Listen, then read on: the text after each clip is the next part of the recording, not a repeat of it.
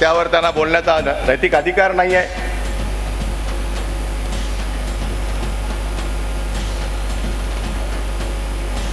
जत्रेमध्ये जसे अनेक लोक असतात तसे निवडणुकामध्ये, कारण आपण म्हटलं की मगाशी प्राध्यापकांनी सांगितलं की हा महोत्सव आहे, त्यामुळे अनेक लोक या निवडणुकीमध्ये उभे असतात. जत्रेला जसे हौसे नवसे जसे उभे असतात तसे काही वेळा निवडणुकीमध्ये सुद्धा काही विचार नाही, काही धोरण नाही, काही कार्यक्रम नाही, कार्यकर्त्यांची फळी नाही. एवढं सोपं नाही निवडणुका लढवणं. शेवटी आम्ही किती जरी भाषण करत राहिलो आणि मतदानाच्या दिवशी जर बूथवर आमचा माणूस नसेल,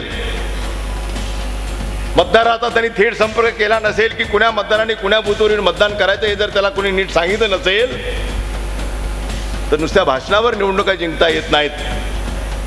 त्याला प्रचंड कार्यकर्त्यांचं काम त्या त्या वार्डामध्ये त्या त्या बूथवर जोपर्यंत आम्ही उभं करत नाही तोपर्यंत तशा निवडणुका जिंकता येत नाहीत. आणि म्हणून काही लोक उभे आहेत, ग्रामीण भागामध्ये उभे आहेत, शहरामध्ये उभे आहेत, 22 उमेदवार उभे आहेत. त्यामुळे त्याची काय फार दखल जनताही घेत नाही, आपणही कोणी घेण्याची गरज नाही. जे प्रमुख पक्ष आहेत तेवढ्याच उमेदवाराच्या बद्दल आपण लक्ष दिलं पाहिजे. बाकीची मंडळी घरातलं तरी मत मिळेल का अशी शंका असणारे काही मतदार काही उमेदवार उभे आहेत की घरातलं पण मत मिळणार नाही.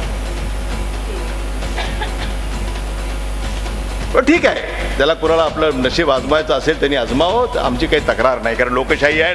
लोकशाहीमध्ये सर्वांना लोकांपुढे जाऊन मतं मागण्याचा अधिकार परमपूज्य डॉक्टर बाबासाहेब आंबेडकरांनी दिलेला